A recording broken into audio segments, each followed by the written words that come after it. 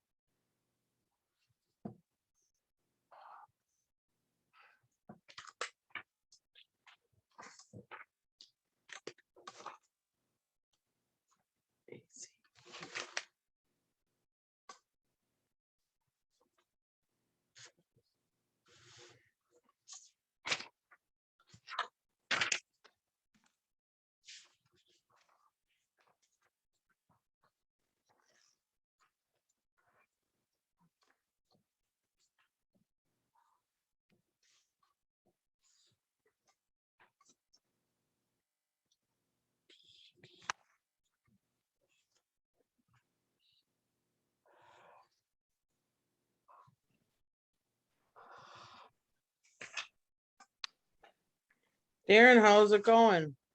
Good. How about you? Fantastic. All right.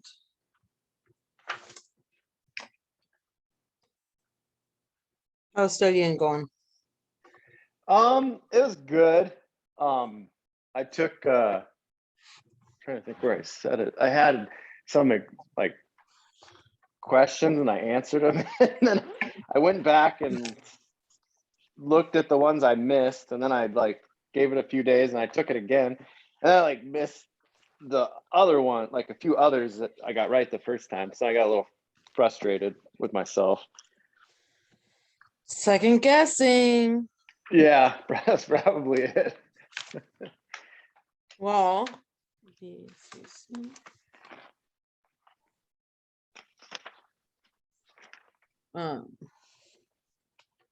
did you have any questions I can answer right now while we wait for people? Well, I'm trying to look for one that I had that I wrote a couple down. Let's see.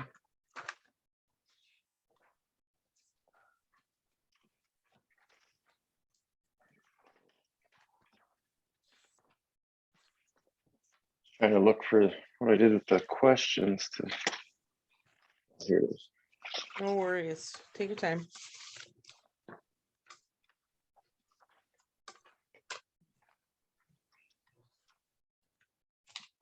I'm just getting a little bit more prepped than usual. Uh-oh.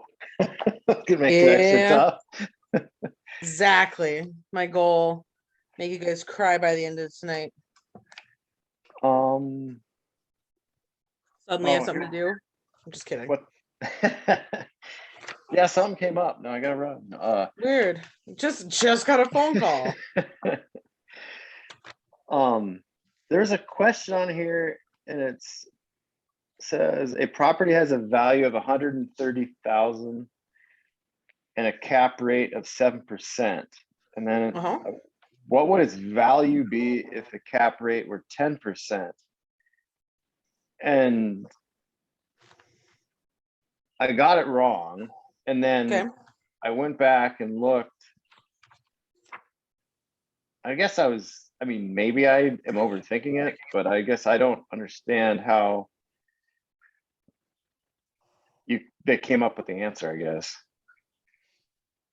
Yeah, so cap rates are really good over math night, which I had a couple people ask if we could switch it to next week. So we're going to do that next week.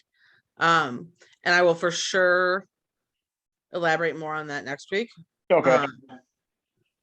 If that's okay with you. Otherwise, I can go over it tonight. Oh, that's fine. No, okay. Even off the top of it, because the cap rate is that more like it's kind of essentially the rate that a property can produce. Yeah. Okay. Yep. Okay, then I am overthinking it, because I was like, how did they come up with that number? But that makes sense, I guess. Because it Okay. actually would be worth less because it has a 10% versus a 7%. So 10% cap rate would actually be better. Maybe the answers, maybe they got this answer marked wrong, because that's what I didn't get. I didn't get why the value would be less. That's what this test or exam question is showing, and I'm just like, what? Okay. Yeah. I was gonna say, whoa. Okay. What you can do is take a picture of the question and text it to me, and then I can see the question and what their answers are. And Okay. that might help too. Okay. Because then I can kind of see what they're trying to get at.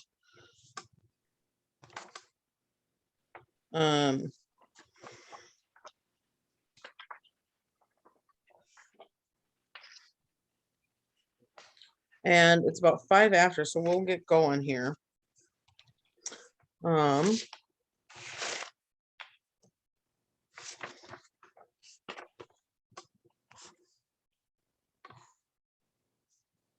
Okay. So we were going to focus on state tonight. Did you have any questions on state? Is that something that we could do for you? Could we, since you're the only one here, if you want to do national tonight, we can do that. No, state works. Okay, perfect. Out of the state stuff, is there a section that you need to focus on, or you want me to just pick?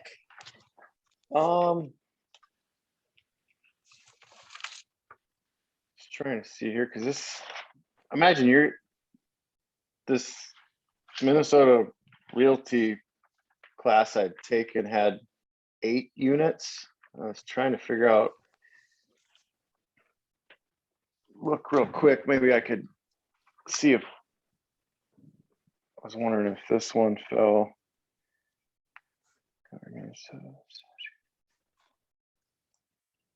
Yeah, I don't have anything specific because it's kind of like, I mean, I didn't really miss too many. No. But I just missed a few in each little area. And then, like I said, I missed different ones the second go around. Okay. Yeah, that's not a problem. It happens, right? And that's why we do this multiple times. Okay. I don't know why, but my shirt is not that like neon orange in real life. Okay. I don't know. I'm looking and I'm like bothered by the weird glare, whatever. All right. Okay. We'll just jump in. We'll start at the beginning and just kind of brush through. We'll do a handful and then keep going. Okay. A salesperson with ABC Realty is working as a facilitator with a buyer. The buyer would like the salesperson to show him a property listed by ABC Realty. Which of the following statements is true? The salesperson can show the property as a facilitator. This buyer can only view the property through another company. The salesperson must represent the seller. The salesperson must represent the buyer. Oh, wow. I already forgot the first half of the question. Okay. Oh my goodness, Sydney, isn't it your birthday? Yes, but you couldn't stay away. I was like, I'm taking my exam so soon. I need to get it all in. Did you at least go and have a good birthday today? Yeah, I did. We went out. Good. Okay, cool. All right. Well, I'm just gonna read the question over since we just got started. That's perfect. Okay. A salesperson with ABC Realty. We're gonna break it down. What is that? Who's a salesperson? Not a realtor or agent? Mm-hmm. Yep, that's an agent. With ABC Realty. So that's just the brokerage. Okay. Whatever brokerage that is, that's the brokerage. So it doesn't matter. Is working as a facilitator with the buyer. So do they have a signed contract? Yes or no? Why? Because they're just facilitating. Now, the buyer would like the salesperson to show him a property listed by ABC Realty. What does that mean? So if I'm the salesperson and my buyer that I'm facilitating with wants to see a house with Keller Williams, is it my house? Not technically, right? Because it just is under the brokerage. Correct. So do I represent the buyer or the seller? If I don't have a signed contract with the buyer, who do I legally represent? Would it be neither unless you went under contract with the person? Nope, I am under contract to represent someone. Was that in the question? Was it? So so just the essentially, yes. seller? Which of the following statements is true? And then it's basically, who do you represent? So if you can fix, so I'll back up. Until there is a signed contract, all agents represent the sellers and buyers that are licensed or that are signed with your brokerage. So let's say we're all licensed, all three of us are with Keller Williams. Doesn't matter if we're on the same team, doesn't matter if we work the same areas. And I have a house, I have a listing, and all of a sudden,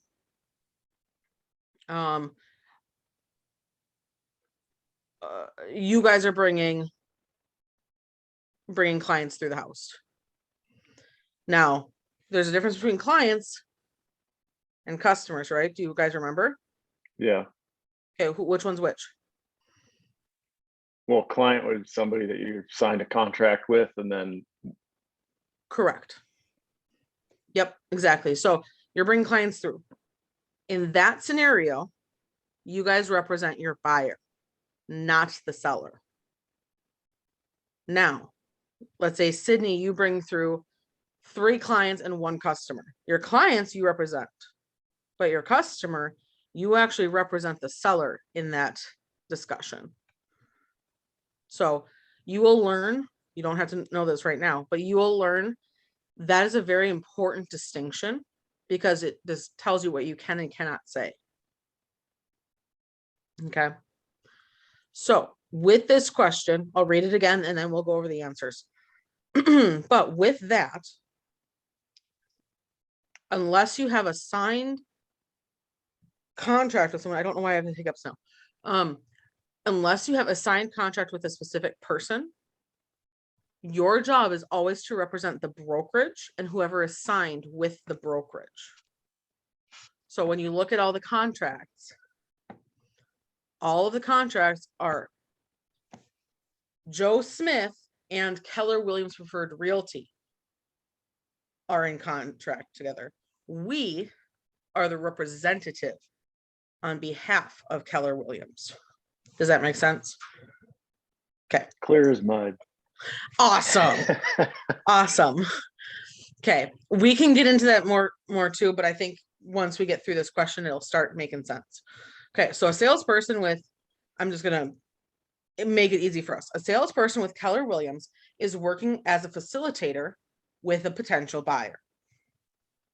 The buyer would like the salesperson to show him a property listed by Keller Williams. Which of the following statements is true? A, the salesperson can show the property as a facilitator. Now, I'm going to pause on that. What is a facilitator? There are 4 types of agents: seller's agent, buyer's agent, dual agent, and facilitator. What does a facilitator do? Well, they don't represent anybody. They just, Correct. Yep. So a facilitator is just a glorified paper pusher. All a facilitator does is make sure that the person that has hired them as a facilitator has all of their contracts dotted, I's dotted, T's crossed in the appropriate way and filed appropriately. A facilitator does not give any advice, does not help on any behalf at all.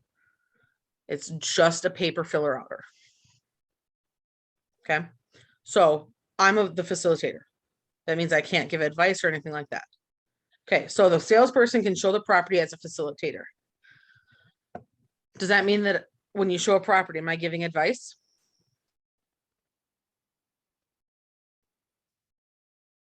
Yes. Yeah, well, because then you'd Answer have is to have yes. them sign. Mhm. Uh, Well, you account. don't, yeah, you don't have to have them sign agency and all that because they already have with hiring you as a facilitator. And you don't have to have them sign a buyer agreement.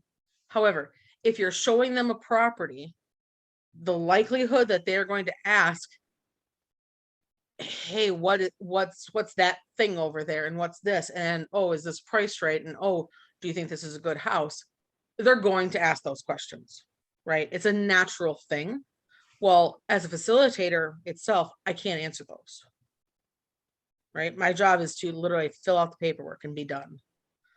So I would I be showing anybody any property as a facilitator? No. Right. So A is a mute point, right? Done. The buyer can, so the next option is the buyer can only view the property through another company. No.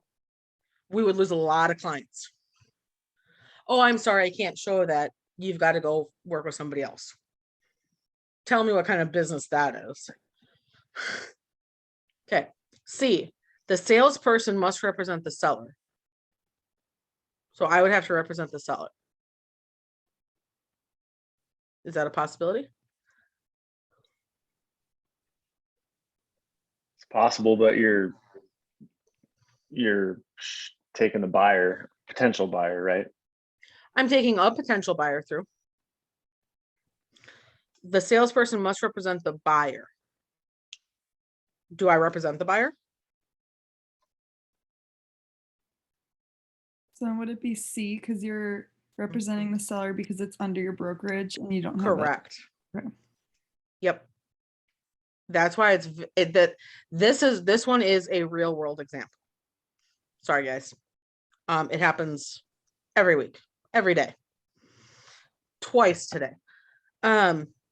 You will have people that want you to take them through a house. You represent the seller until they have an explicit contract with you. Okay. That's just an understanding that not an understanding. That's an ethics thing that we go through when we sign up with any brokerage. So if any house is signed with a brokerage, any agent can help that seller in theory. Right? So another scenario, talking on this, and I want to harp on this a little bit because it's important. I have a contract. I have 3 buyers and 2 sellers. They're all different. I'm working with them.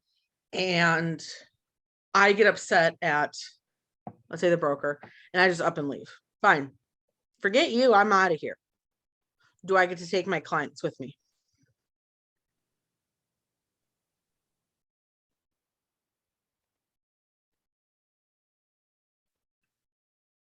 I assume no.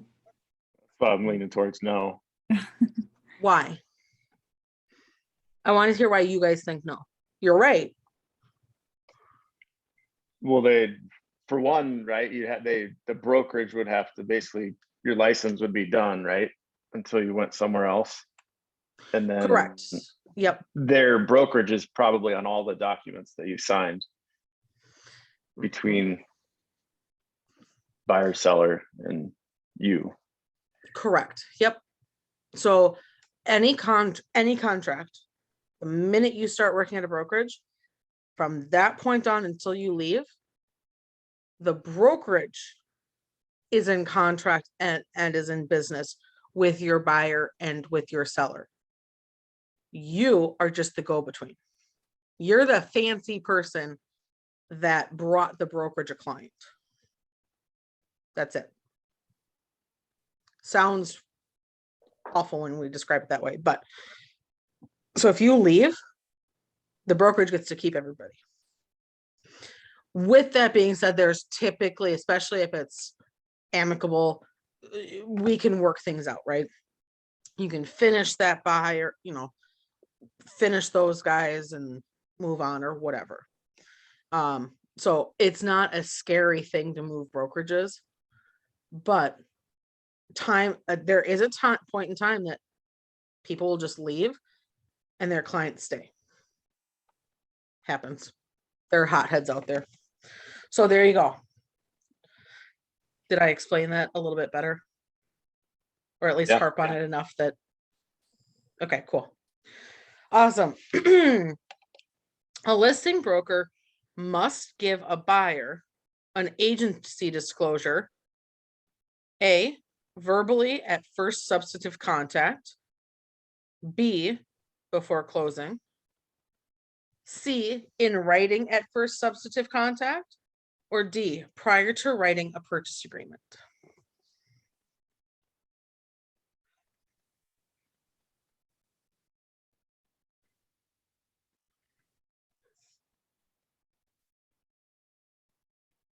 Is the agency disclosure form the one that has like the fiduciaries on it of like what you owe to the client? Mhm. A listing broker must give a buyer an agency disclosure verbally at first substantive contact. Now let's break that down. Verbally, does that mean I gave it to him or not? No. Well, I mean, Correct. you did not in Nope, writing. I didn't. Can't prove it. Right. Okay. Okay. Unless it's in writing, it never happened. In real Mhm. estate, that's a rule. If you didn't get it written down, it's not real. Mhm.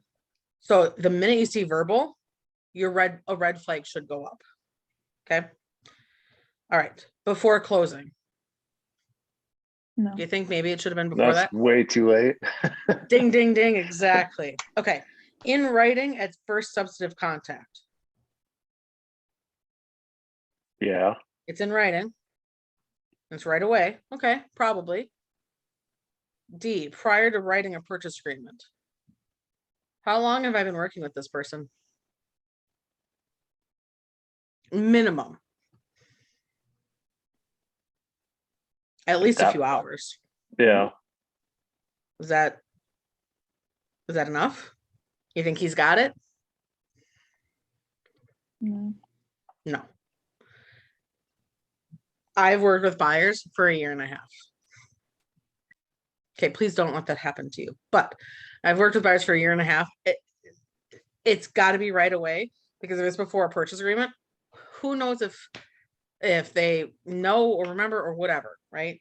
So there you go. In writing first substantive contact. Okay. Which state agency regulates the real estate licenses? Do you guys know off the top of your head? Is it the Department of Commerce? Yep. Okay. Which of the following would not need a real estate license when helping another sell real estate for a fee? A, a licensed practicing attorney. B, a trustee selling property for a trust. C, an employee selling the employer's residential apartment building. Oh my goodness, excuse me. Or D, a daughter selling her father's home.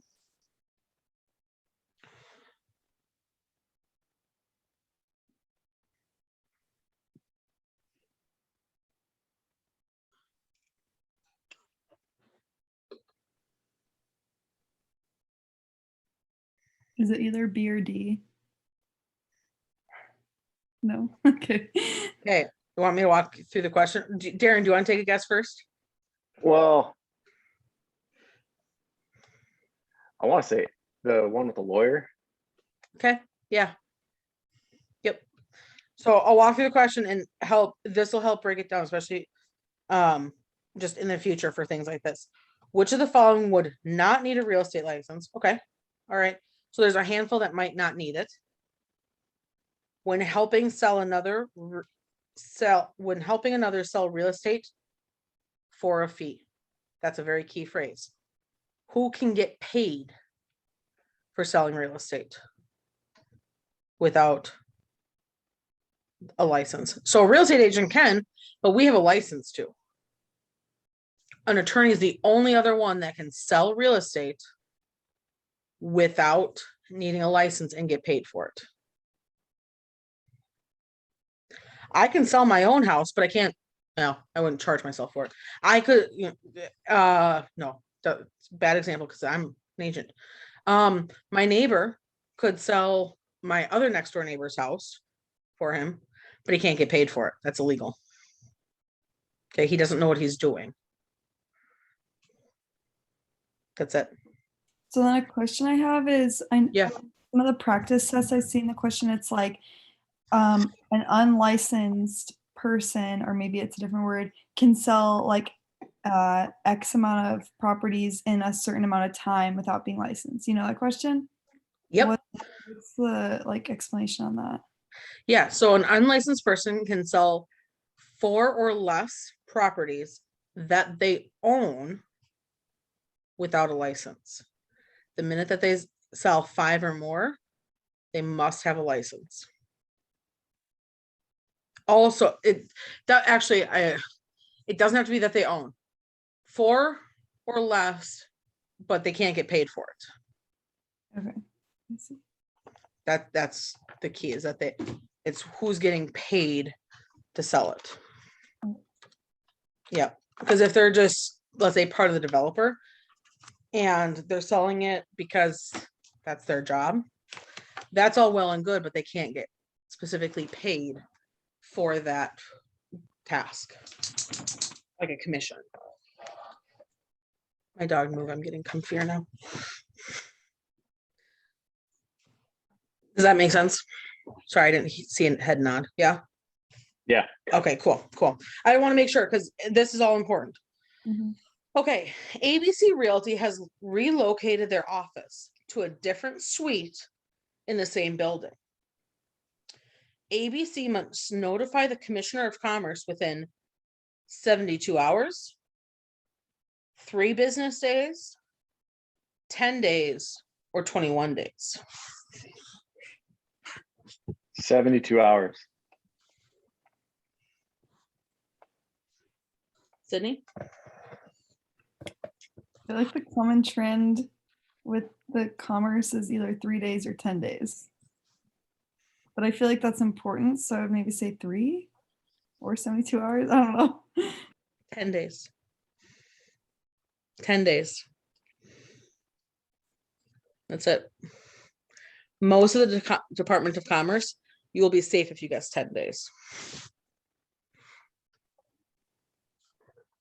There are a few exceptions, but they're few and far between. Cool. A prospective licensee passed the salesperson examination April 4th. The prospective licensee must complete the remaining requirements and apply for her license by when? Wait, what was the date that was in the question? April 4th. So May 4th? Is it 30 days? No, 10. Is it 10 days? 1 year. Oh, Once you pass your license exam for national and state, you have 1 year to get all of your duckies in a row and get your license to a brokerage, Or you lose it. or you have to start all over. so then do you have to continue doing like the continuing ed in that year? No, Okay. don't wait that long. Don't prove me wrong on that. Just don't wait that long. Go start making money in real estate first. Okay. A client sued a real estate salesperson. On January 12th, the court issued a final judgment against the salesperson to pay the client $100,000. After paying the client $65,000, the salesperson declared bankruptcy and has no more remaining assets. To receive reimbursement from Real Estate Education Research and Recovery Fund, the client must apply A, within 10 days, B, within 3 business days, C, by June 30th, or D, by January 12 of the following year?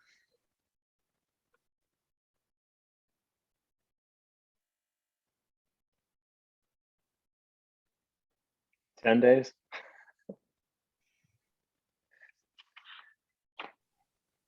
Is it by the following year? Yep, by the following year. These are the questions that are so like they just trip you up, you know, you're like, maybe I don't know. Yep. So by the January 12 of the following year to apply to this research and recovery fund. So that fund is a separate thing. It's not part of the Department of Commerce. It's a real thing that I was an agent or I was a client and my agent did me dirty, fix it. And they do.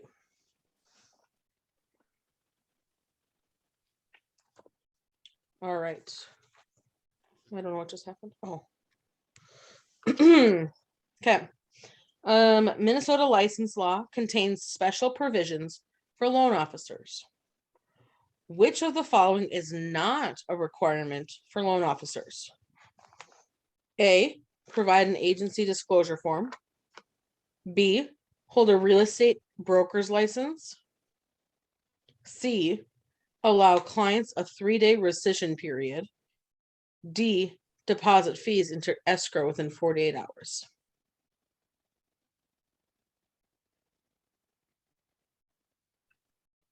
What was the question again?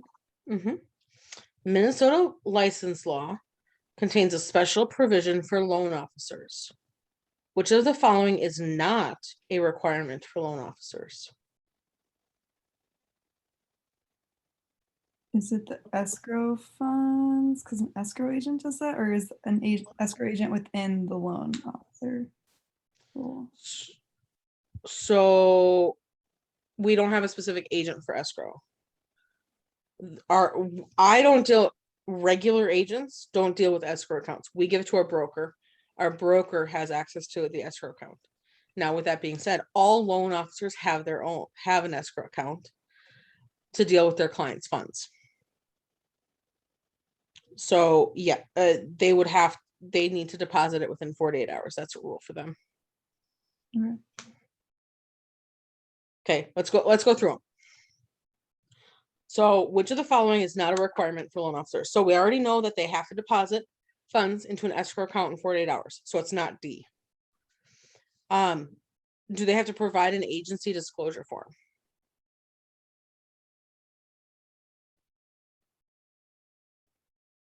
No. Right, why would they? Like we say loan Nice. officer, this is like the person at the bank, right? Yep. They're not an agent, are they? No. So why would they have to do an agency disclosure form for the client?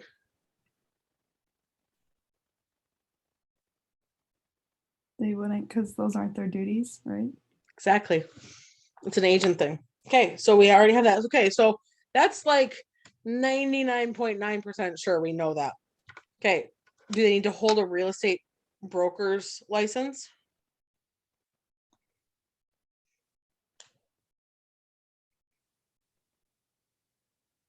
It's a real estate thing. It's not about loan officers. And then they do need to allow a 3-day rescission period. So it's A. Provide an agency disclosure form.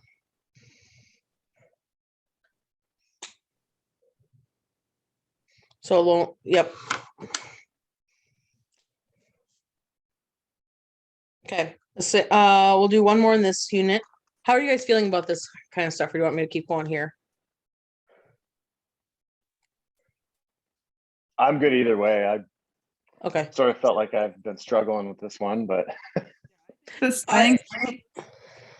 So I'm like, I'm good with Okay, we'll just keep going here then. Darren, I know that we went over this with a couple of other people a couple of weeks ago, a few weeks ago maybe. You were getting, I would probably say 4 out of 5 of these. No problem then. Honestly, I think you're just overthinking it. Don't overthink it. Don't I let struggle your when I brain don't see questions in front of me. Like I'm just like, You have to read it. Yeah. I do too. So I get to cheat. Yep. Okay. If you guys want, actually, hold on. Let me. Okay, my dog's butt is thoroughly on my phone, so I can't pull up my calendar then. Saturday. Let me look at my calendar. I'm thinking this Saturday I would have some time. Yeah. If you guys want, we can do a practice test at the office. Where we like sit down and I'll have questions ready for you guys. We can go through and you guys can just plug away at questions. Think about it. Let me know if you guys want that. Because then we can also go over some math stuff too that day. But okay. You guys sounded really excited by that, by the way. Literally I saw everybody like stop and like if I should, just to push myself over the edge here. I like took a second, took a look and was like, okay, yep, my computer is not frozen.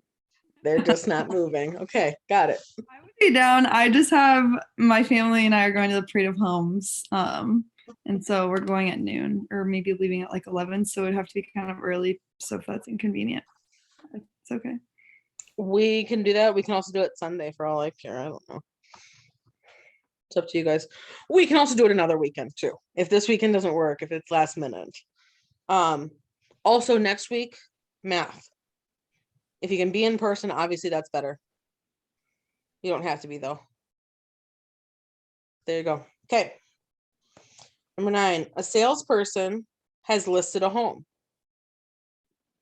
A broker has a client who wants to write an offer using a promissory note as earnest money and asks the salesperson if that would be okay. Which of the following is true?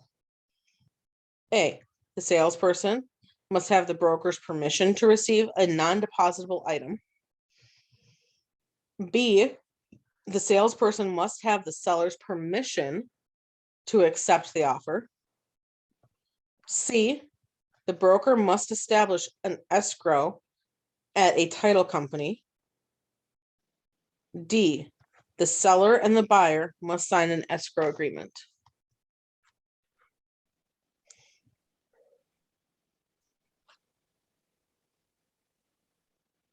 D. B like boy or D like dog? D dog. Oh, okay. What do you think, Sydney? I was going to say either C or D. Okay. Let's go through it because it's B. Okay. We'll go through it. A salesperson has listed a home. Okay.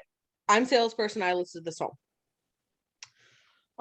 Another agent, it says a broker, doesn't matter. A broker, another agent has a client who wants to write an offer using a promissory note as earnest money. Okay. Promissory note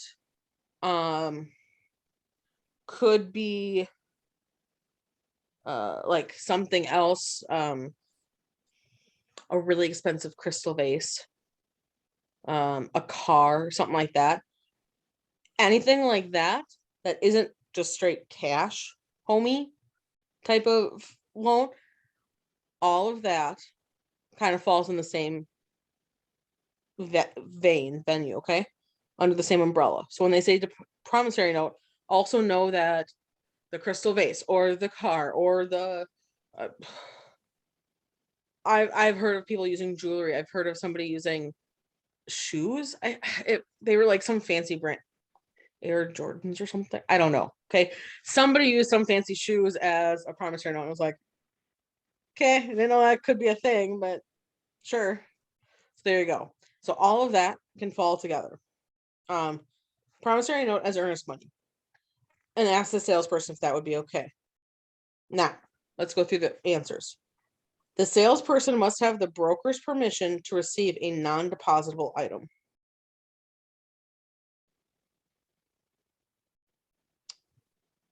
What does the broker care? Does the broker care at all? okay, let's back up. Earnest money. What is the point of earnest money?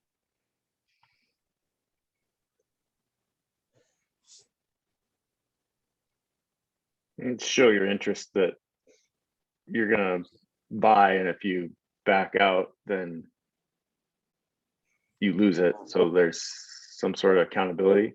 Correct. Yep. It is a earnest money is a financial way to show that you fully intend on buying that property, and it counts as liquid damages should you back out. Okay.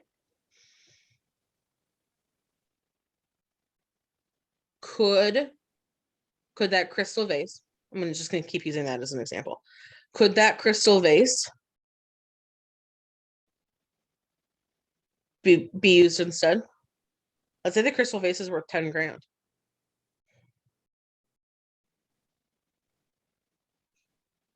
Do you guys think that would be okay?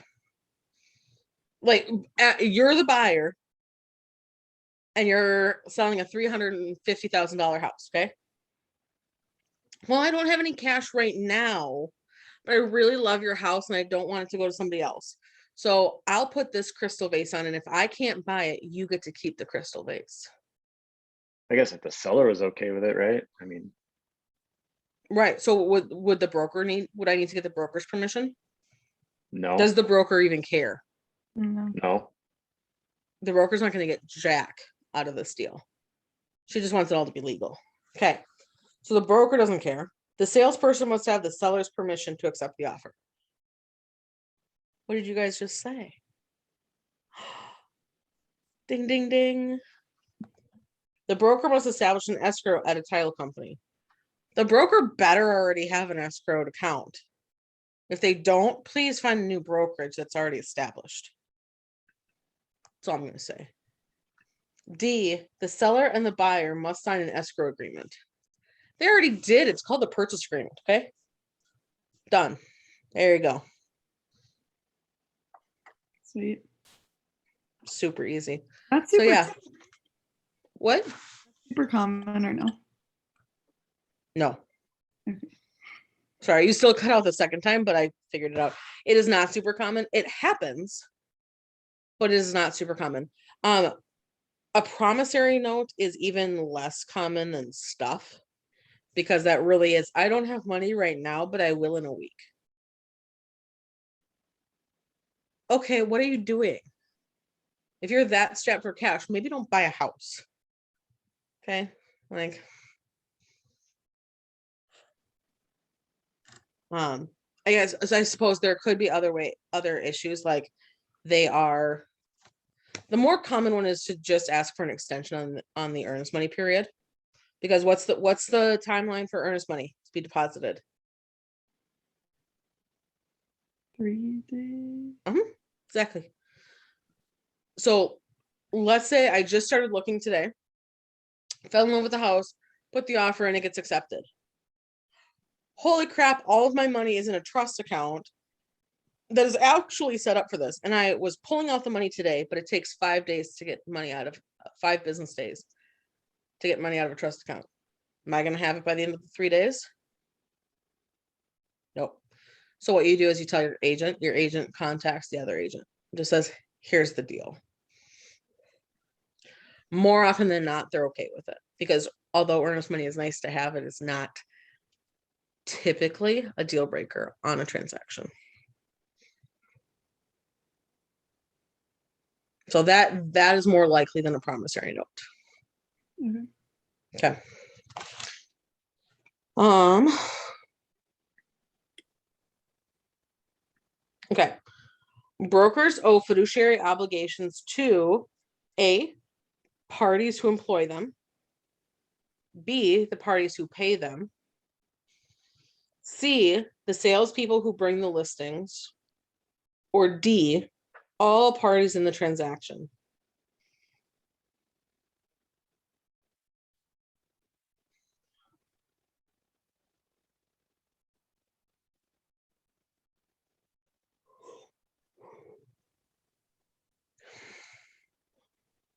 Is it the salesperson one? Was that one of the options? No. Was there sellers?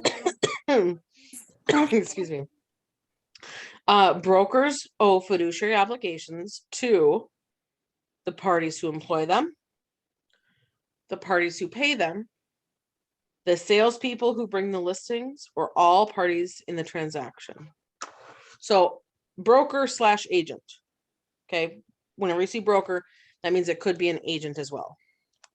They use that term interchangeably, which I hate because more than likely there is a difference. But during this, they will use them interchangeably. Okay. So agent owes fiduciary obligations. I'll go from bottom up. All parties in the transaction. Is that the case?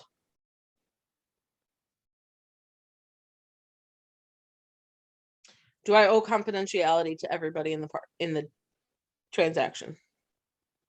Yeah. So if I represent the buyer and the selling agent comes and says, you know what, I am so glad that your buyers put an offer in. Gosh, my clients are ready to hang up the towel because they really need to get this going and sold quickly because if they were about to go bankrupt. Do I have to tell my buyers?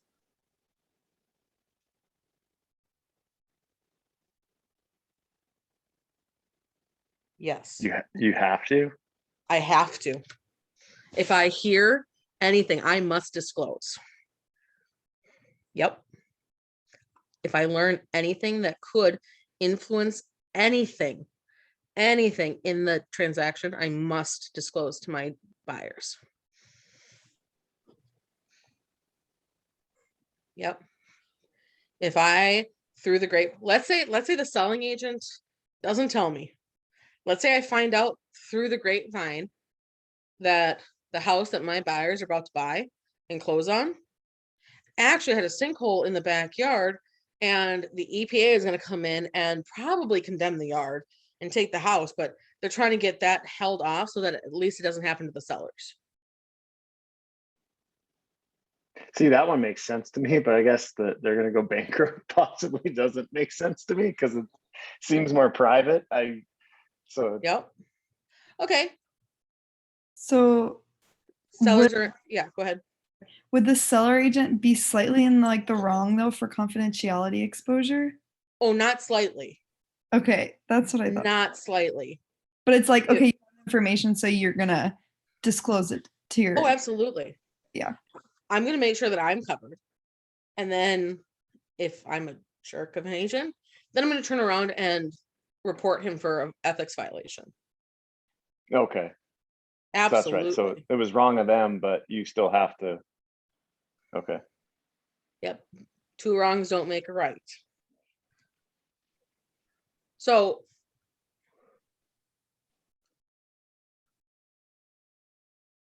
I'm trying to think of, okay, here's a good example that might not seem like a big deal, but I will lead you down the path of why it is. I represent the seller. I'm talking to the buyer's agent. And at first it was a conventional loan. And then she lets it slip that 2 weeks ago, they had to switch to an FHA loan, but they didn't disclose it to me. Do I just go, no big deal. It's been 2 weeks. We haven't figured anything, hasn't come up, hasn't been a problem yet. It's probably fine. Or do I have to disclose to my clients immediately? Because it deals with finances, FHA versus conventional, probably they have credit issues, all of that. Do I need to disclose that?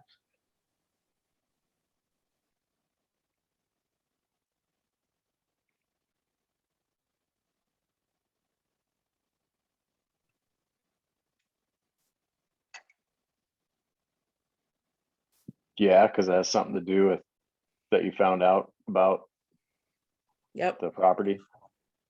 Here's why.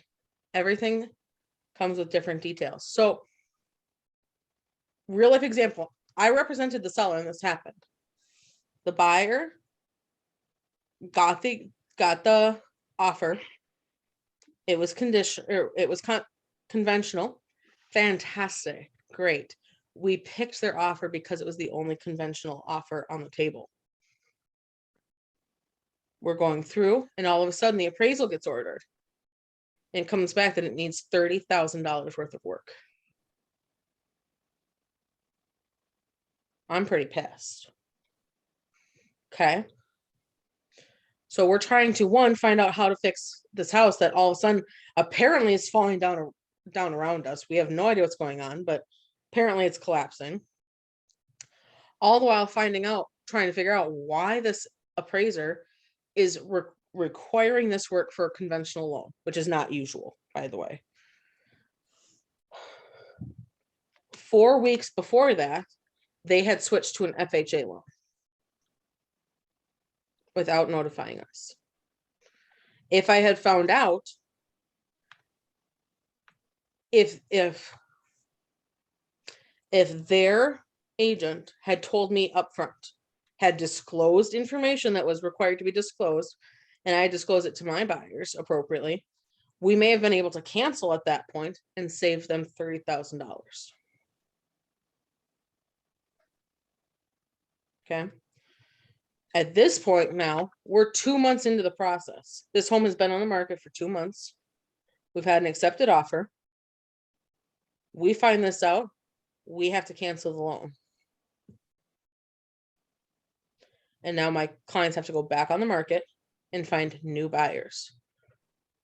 Well, because their agent did not disclose appropriately, my clients were able to sue for damages to the buyers. Because that was 2 months that they could have been finding a different buyer. So then was it like they got the earnest money, or was it a different It claim? was a big, giant, convoluted mess, but yes, we ended up with earnest money. Okay. Yep. But yeah, it was a disaster. I'll put it that way. But that's why it's very important. If I had kept that, let's say I hadn't found out about FHA 4 weeks earlier, I've been like, no big deal. And then all of a sudden that happens. Who's at fault? When my sellers go, I didn't okay an FHA loan. That's ridiculous. Well, now whose problem is it? Yours. Guess who's paying the $30,000? Always disclose everything. Now you will learn what needs to be not disclosed, right? Motivation. You always have to protect their motivation. So you will learn at Keller Williams, after you get your license and all that, how to discern what to say and how to say it without revealing motivation.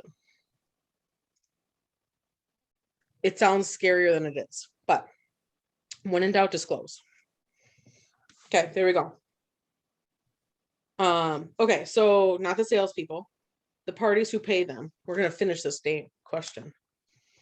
Brokers owe fiduciary obligation to the parties that pay them. So I'm the buyer's agent. The selling agent is actually paying my commission. Do I owe my fiduciary obligation to the seller or the buyer? As the buyer's agent. What? The buyer. So it's the party that employs them, huh? Yep. Does that make sense? Did I just make it really complicated? No, Okay. it makes sense to me. Okay. It's still the whole not seeing the question, all the answers. I feel like Totally, yeah. Yep. Which I'm hoping that we can get this a little bit more better organized, get some more unified information, and I can send this stuff to you guys, but we're working on it. Okay.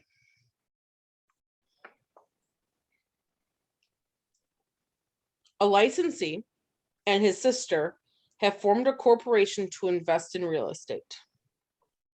The licensee must disclose A, that he is licensed, B, the maximum amount they are willing to pay, C, the percentage of ownership vested in the licensee, or D, the corporation's desired capitalization rate.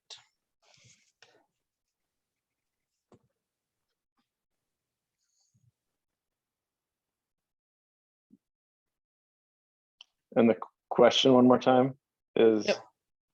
A licensee and his sister have formed a corporation to invest in real estate. The licensee must disclose what?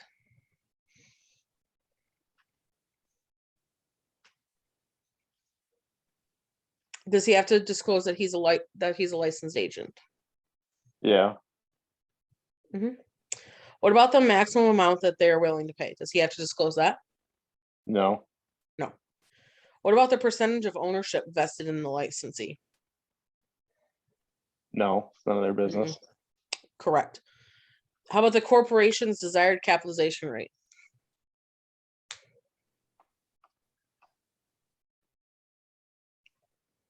No, No. That's in the same boat as the maximum amount they're willing to pay. So it's A, that he's licensed.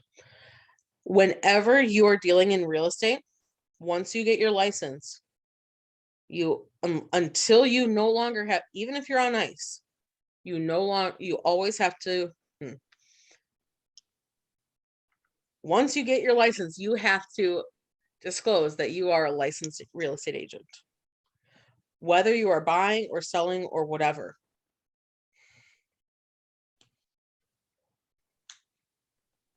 Yep.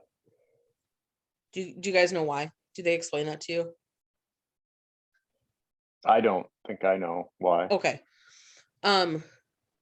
Any profession that requires a license and specialized knowledge, real estate, attorneys, accountants, anytime that you're dealing with other people's money and that they're trusting you with their livelihood like that, could be considered a predatory career. Okay. Once it is a predatory career and you have to be licensed, you must say, I have that license. If you have that license and you don't disclose, you could have an unfair advantage against those that you are either working for or against. So an attorney, for instance, let's say I pass the bar and I'm an attorney. And I'm negotiating some contract for something. But all of a sudden I don't tell them that I'm actually an attorney. Well, he just thinks it's two average Joes bickering.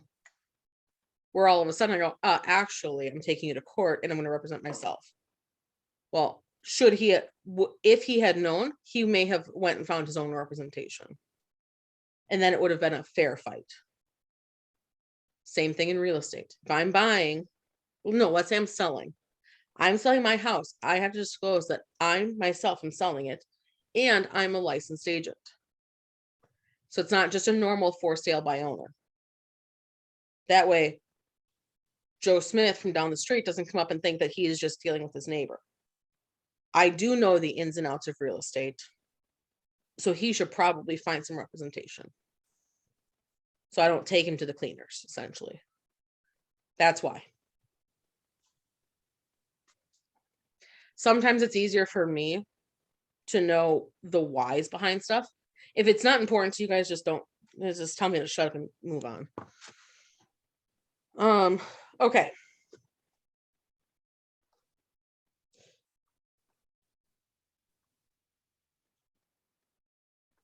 Builders who sell no more than blank units per year are not required to have a real estate license. So this is very similar to yours that you were talking about earlier, Sydney.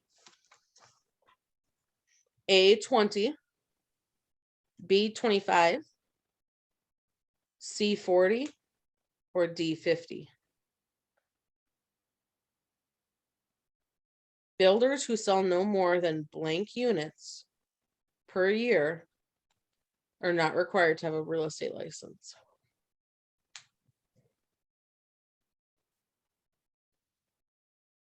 $20, $25, $40, or $50.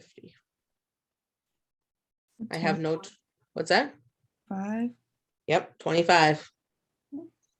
I don't have a trick. There's no rhyme or reason. It's just the number. I was gonna say, I'm sure it's low, so it's either 20 or 25. Yep. Yep. Okay. An individual must obtain a real estate license. Here you go, Sydney. If the individual buys or sells in blank or more units during any 12-month period of time without a license representing the individual. How many? 4, 5, 10, or 25? 5. Blank or more. 5 or more. Yep. There you go. How you guys feeling? Good. Good. 7:30. If you want to hang out for a few more minutes, absolutely. Otherwise, you guys can hit the road and be done with me. I'm down to stay on for maybe a couple more questions. Okay. The maximum that may be recovered from real estate education, research and recovery fund in any one transaction is 25,000, 150,000, 250,000, or $350,000. 250. Said 250. Yeah. Sydney? Is it 150? It is 150. Yep. Yep. In any one transaction. I have no tricks on remembering that one either. Sorry. I have some tricks, but not with just those. A person who violates a provision of the standard of conduct law may face all of the following except what? A, temporary suspension of license. B, prosecution for a felony. D, prosecution for a gross misdemeanor. D, permanent revocation of license. B. Yeah, Mhm. it's really hard to get a felony from working in real estate. Okay, as long as you try and do your job, you won't get a felony for stuff. It's hard to get in trouble in real estate, I'll put it that way. Okay. Which of the following would require disclosure as a material fact? The seller has HIV or AIDS. The property was the site of a suicide. The property next door is a community-based residential facility. D, the property was used as methamphetamine laboratory. D. Mm-hmm. Yep. Can you go over that? Because I feel like sometimes does it depend what type of death occurs on the property? So what type of death needs to be disclosed? There's only one kind of death. Is it homicide? Murder. Okay. So natural suicide, things like that do not. Okay. Only murder. And the reason being is it might be targeted towards the home, or it might be the specific area. A suicide, the person that committed the act is done. Right? I mean, I hate to be morbid, but that's that. Natural death, there was nothing nefarious there. They just died. Mhm. Well, murder could have a number of reasons. And so you just have to know. Okay. What about HIV and AIDS? Why don't they need to know about that?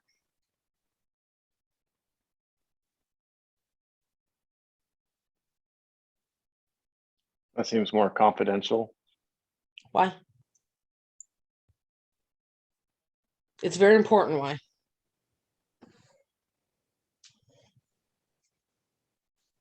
Is there like a time, like you have to know? Okay. Nope. It's because it's medical information. Mm. Same way I can't disclose that my handicap client is selling because they can't get around the house. I'm not telling anybody that. Or that my client's brother is handicapped. they don't need to know. Mhm. What about the property next door is a community-based residential facility? What is the not so politically correct term for a community-based residential facility?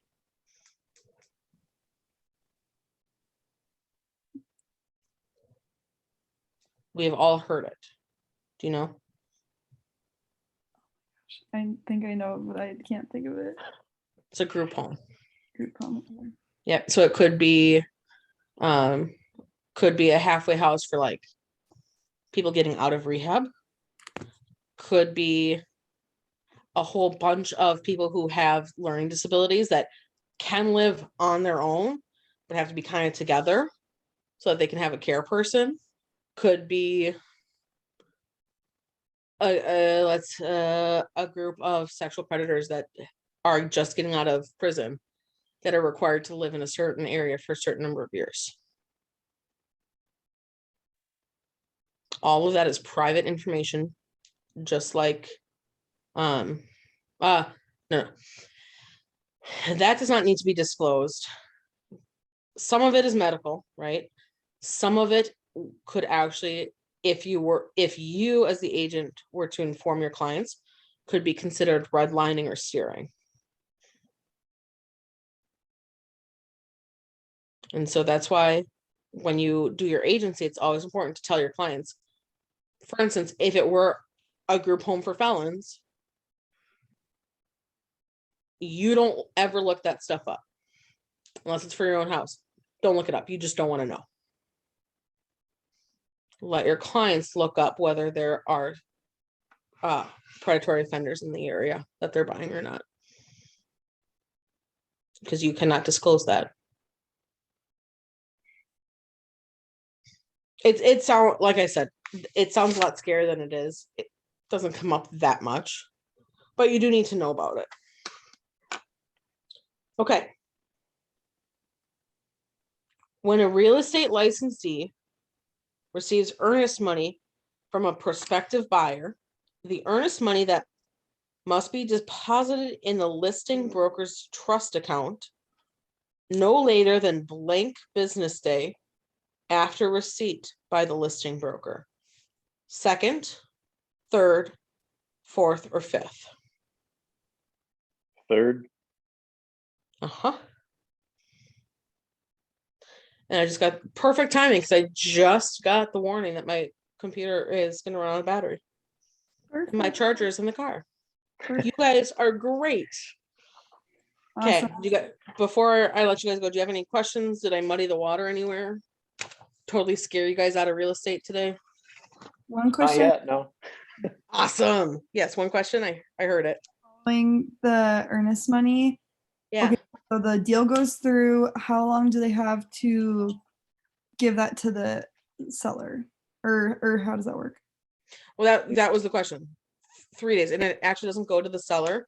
It goes into an escrow account with the seller's brokerage. Okay. So it's Okay. 3 days. Perfect. Okay. And how many days do they have to get it back if the deal's canceled, or if they don't choose that? We send a notification that we're working on it. Okay. Sounds good. Perfect. That's it. It's really stupid. Okay. There should be a limit on it. What we actually do is once the cancellation goes through, we send it to the broker, who then sends a notification saying we are going to be processing this. And then what happens is, as soon afterwards, they get an email as well saying it has been processed. If it was a check, you get a check back. If it was Mhm. electronic, you get it back electronically.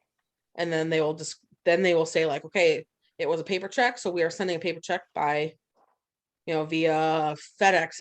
It'll be there in 2 days or whatever. Mhm. If it was electronic, hey, we refunded it. It should be in your account 5 to 7 business days. Okay. So it happens pretty quick once it's actually settled on who gets the earnest money and whatnot. Mhm. Yeah, but there's no specific, oh, it must be within this many days. Okay. It just, when we feel like it. Yeah. Okay. Thank you so much. Yeah, of course. Let me know if you guys are interested in it. Like I said, it doesn't have to be this Saturday, but we can do a practice test at the office. And then next week, math in the office. Awesome. Let me know if you're going to be in person, Okay. and I might have Jessica stay. I'll be in And person for sure if it's math, because that was easier Yeah. that last time. right, so much easier. Sydney, are you in town? I can't remember. I am, but I don't know if I'll be in town on Tuesday, so I can zoom in and just try and piece it together. Sounds good. It's not terrible. It just Yeah. it's hard to read, and that's it. That's fine though. Perfect. You can zoom in, that's fine too. Sounds good. Cool. All right. Have a good night, you guys. Let me know if there's anything I can help out with during the week. Okay. Okay, you too. Thank you. Bye guys. Have a good